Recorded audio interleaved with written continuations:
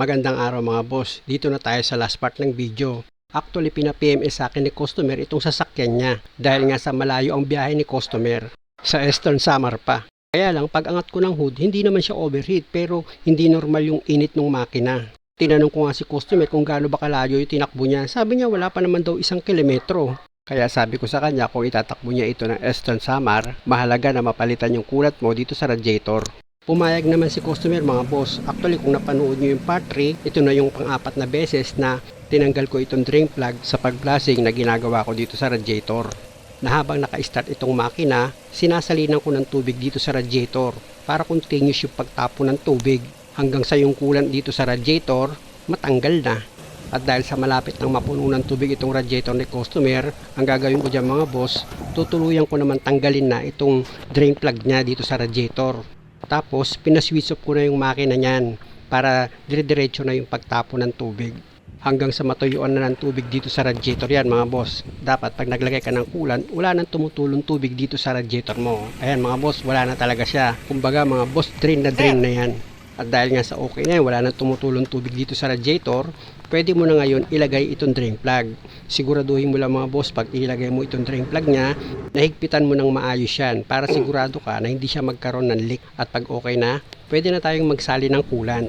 Siya nga pala mga boss, may nabibili na coolant ngayon gaya ng nilagay ko, 2 liters ang laman yan at hindi mo na siya kailangan haluan pa ng tubig. Bali 2 liters lang ang binili ni customer, kasya na yan mga boss. Dahil sa 4 na litro, meron pa namang matitira dyan. Kaya meron ka pang mailalagay dito sa coolant reservoir mo. At dahil sa puno na ito mga boss, ilagay ko na itong radiator cap, pa-start ko na itong makina.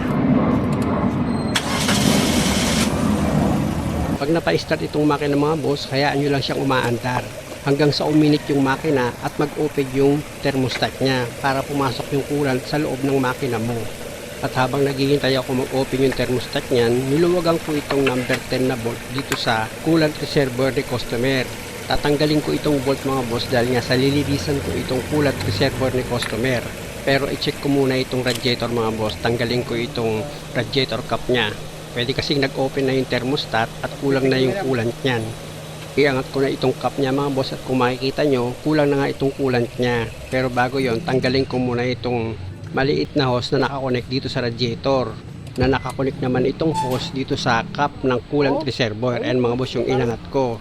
Tapos ito namang coolant reservoir, tatanggalin ko yan para malinisan ko at malagyan ko yan ng bagong coolant. Sa paglinis yan mga boss, kinuskus ko lang yan ng basahan na may sabon, yung pinaka-body niya. After niya, nilagyan ko ng powder na sabon itong loob ng coolant reservoir, tsaka ako ngayon inalog-alog. After ko yan maalog mga boss, tinapon ko na yung laman yan, yung tubig na may sabon, tsaka ako ngayon siya binanlawan hanggang sa luminis na yung coolant reservoir ni customer. Nakita nyo naman mga boss, okay na yan. Pwede ko na ngayon ibalik yan sa dati niyang position. Pero bago ko ilagay yan mga boss, para hindi na ako mahirapan, lalagyan ko na ng coolant yan. Kung makikita nyo, yung tinuturo ng daliri ko, may nakasulat na pool. Kaya pag naglagay ka ng coolant nyo mga boss, hanggang dun lang. Tanong ni customer paano daw pag lumagpas siya sa pool sa paglagay ng coolant. Kung konti lang naman, walang problema. Dahil sa pagsali naman ng coolant, hindi mo naman mape-perfect yan sa eksaktong guhit niya dito sa pool. Lalo na't malalim yung pwesto nitong coolant reservoir mo, tapos natatakpan pa yung nakasulat na pool. Pwedeng sumobra ka o kaya naman kulangin yung sinalin mo.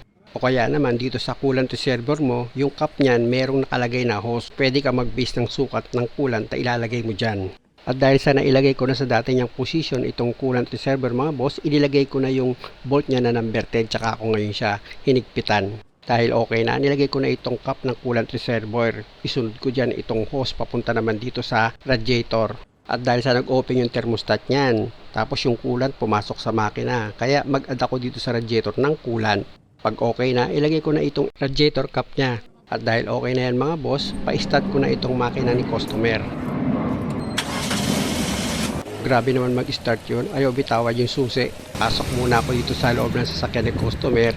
Palamig muna ako dito sa aircon niya. Tapos ire-rev ko itong makina para pag nag-road test kami, medyo mainit na yan.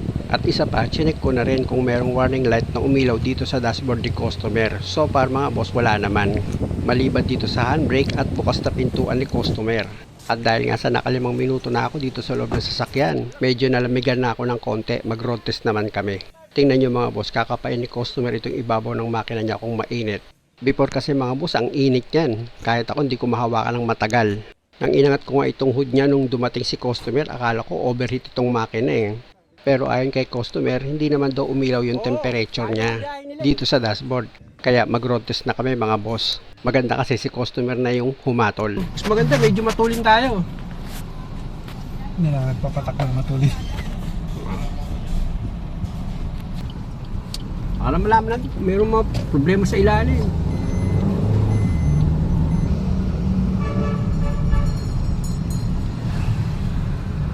Bigla yung dyan sa lubak. Para malaman natin kung may problema. Okay. Okay, isa pa. Preno. Okay. Walang ingay, di ba? Walang gumagana na, no? Oh, sabi niya hindi daw siya matuli magmaneho. Tingnan niyo, tuli, no?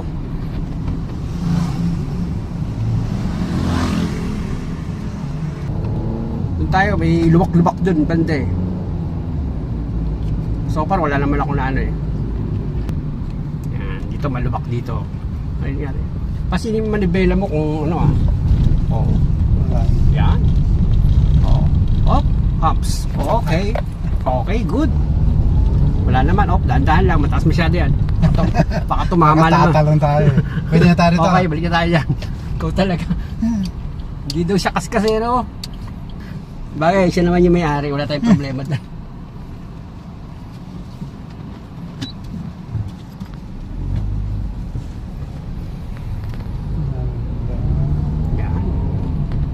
Oh. Okay. Okay na, pwede na. Sakay sa Samar tatak mo, sir? Sa San Policarpo. Malayo-layo yun ah. Eastern yun, Eastern. Ah, ganon? Eastern Samar. Eastern Samar. Oh, ayos, wala kalampag. Oh. Okay. Wala namang wiggle sa manibela, sir, ano? Nung matulin tayo, di ba? Wala ka naramdaman, parang gumagana yung manibela mo. Okay na, sir. Tama na sa lubak tayo. Baka masira na itong sasakyan.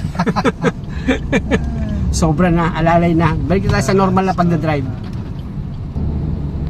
Walang kalampag. Walang kalampag.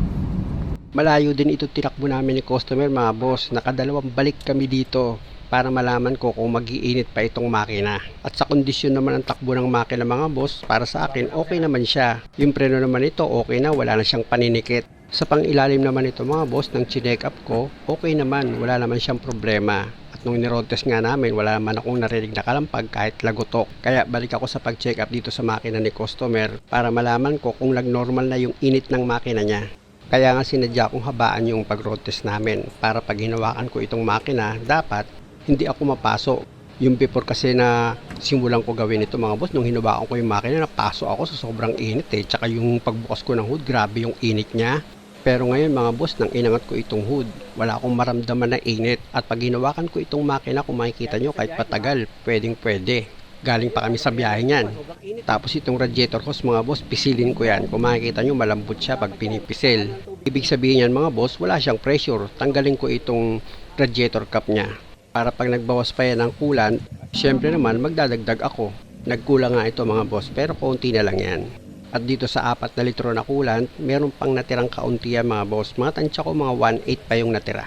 Kaya binigay ko itong tira kay customer na coolant para just in case na magkulang yung coolant niya, meron siya pandagdag. Muli mga boss, maraming salamat sa panonood. Sana lang sa bawat video na ginagawa ko, lagi kayo nakakakuha ng idea. At kung maaari, huwag niyo naman sanang kalimutang mag-subscribe sa channel ko. Maraming salamat. Thank you sir, thank you. Sir, salamat. Thank you.